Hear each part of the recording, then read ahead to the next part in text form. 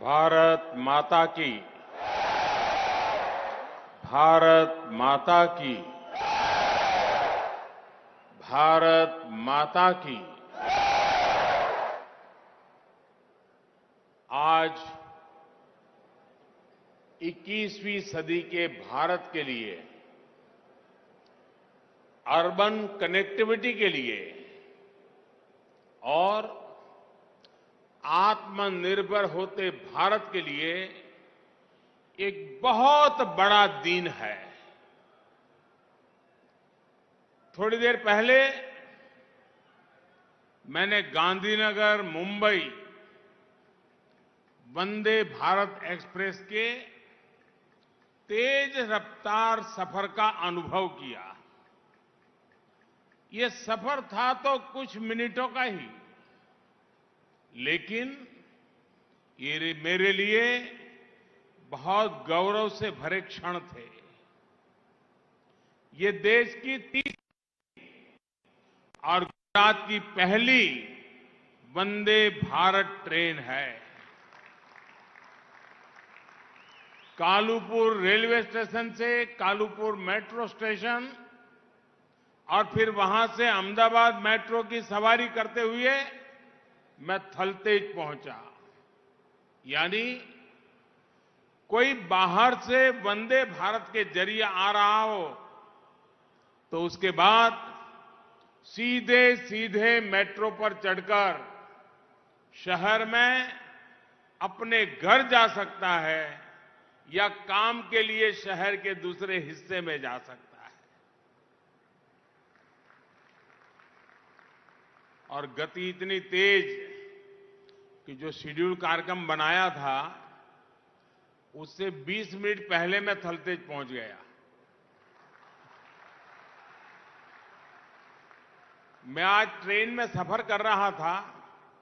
Department के लोग कई खूबियां बताते रहते हैं, एडवर्टाइजमेंट भी करते रहते हैं, कितनी स्पीड है, क्या व्यवस्था है, सब। लेकिन एक और पहलू जो शायद डिपार्टमेंट की तरफ का ध्यान नहीं गया है, मुझे वो अच्छा लगा, मैं बताना चाहता हूं। ये जो वंदे भारत ट्रेन है, मैं कोई गणितज्ञ नहीं हूं, वैज्ञानिक नहीं हूं, लेकिन मोटा मोटा मैं अंदाज लगा सकता हूं कि हवाई जहाज में यात्रा करते समय अंदर जितनी आवाज आती है, वंदे भारत ट्रेन में वो आवाज शायद 100वें हिस्से की हो जाती है।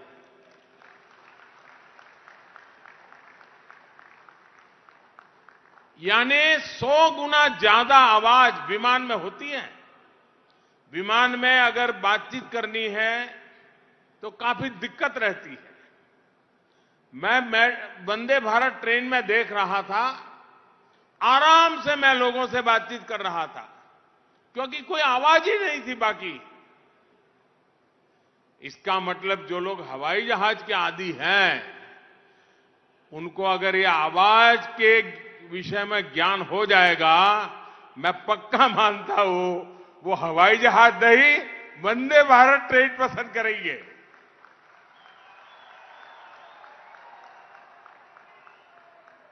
અને મારા અમદાવાદીઓ,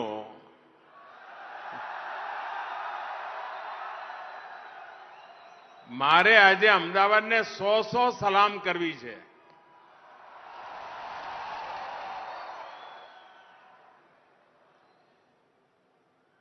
નવરાત્રીનો તહેવાર હોય, રાત આખી દાંડિયા ચાલતા હોય,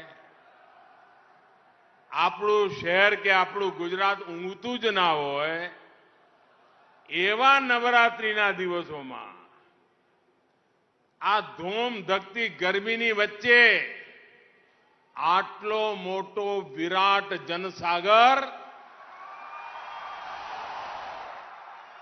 मैं पहली बार જોયો છે ભાઈ। હું અહીંયા જ મોટો થયો, आवड़ो मोटो कार्यक्रम अमदावाद કરી બતાવ્યો હોય એ મારો આ પહેલો અનુભવ છે.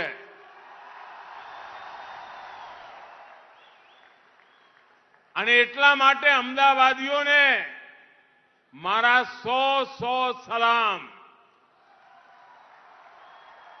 અને એનો અર્થ એ થયો કે અમદાવાદીઓને મેટ્રો શું છે એની બરાબર સમજણ છે.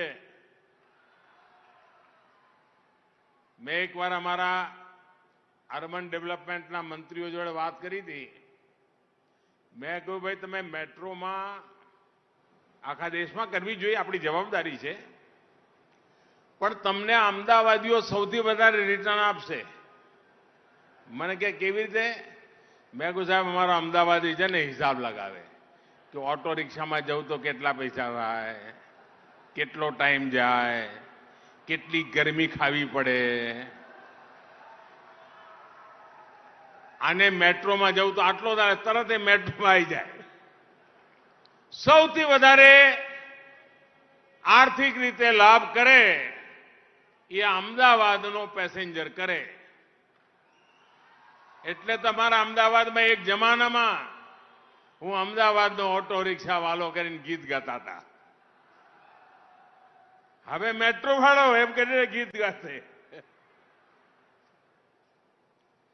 मैं सचमुच में आज अहमदाबाद को जितनी बधाई दूं, जितनी सलाम करो उतनी कम है दोस्तों. आज अहमदाबाद ने मेरा दिल जीत लिया है.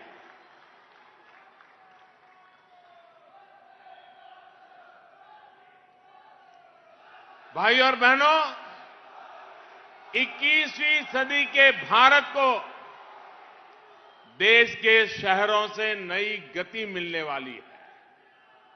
हमें बदलते हुए समय और बदलती हुई जरूरतों के साथ अपने शहरों को भी निरंतर आधुनिक बनाना जरूरी है.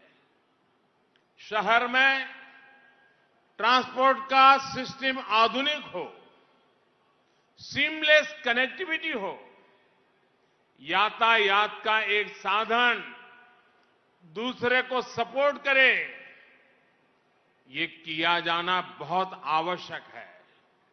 और जो गुजरात में मोदी की पर बारीकी नजर रखने वाले लोग हैं, वो वैसे एक अच्छी जमात है और एक तेज जमात भी है.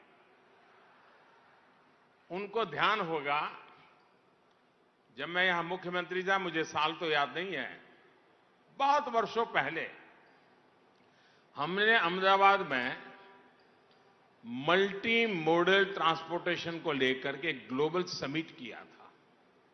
यानी उस समय भी मेरे दिमाग में चलता था, लेकिन कुछ विषय भारत सरकार के होने के कारण मैं तब नहीं कर पाया. अब आपने मुझे वहां भेजा तो मैंने अब ये कर दिया.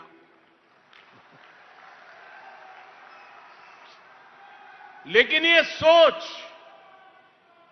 आज साकार होती हुई देखता हूं. और इसी सोच के साथ बीते 8 वर्षों में शहरों के इंफ्रास्ट्रक्चर पर इतना बड़ा निवेश किया जा रहा है. 8 वर्षों में एक के बाद एक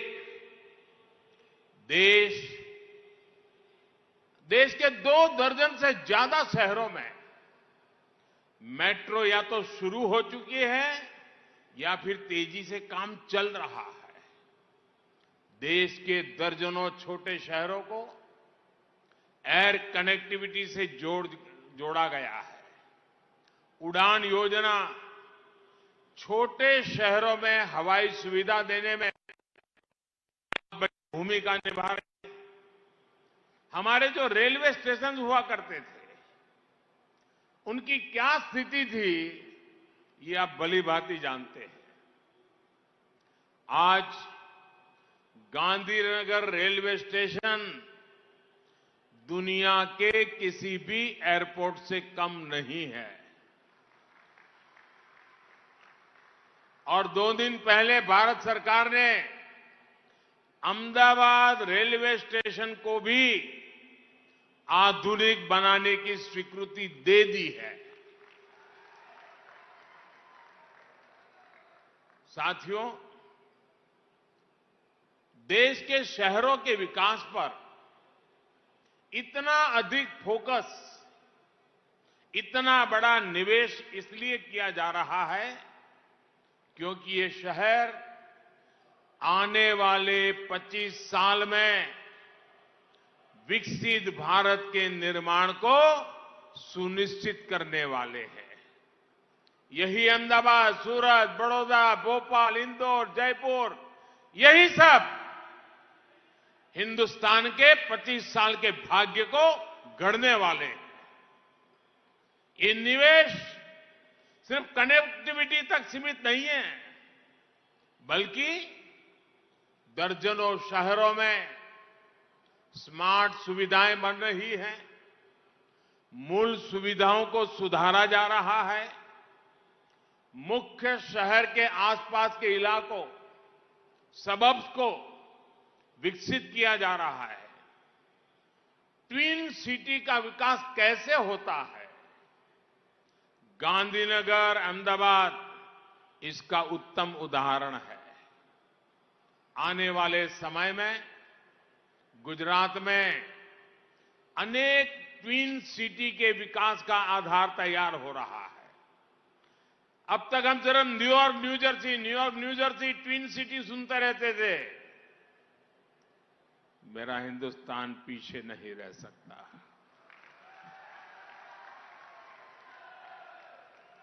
और आप अपनी आंखों के सामने देख सकते हैं अहमदाबाद, गांधीनगर का विकास, ट्विन सिटी का वो मॉडल।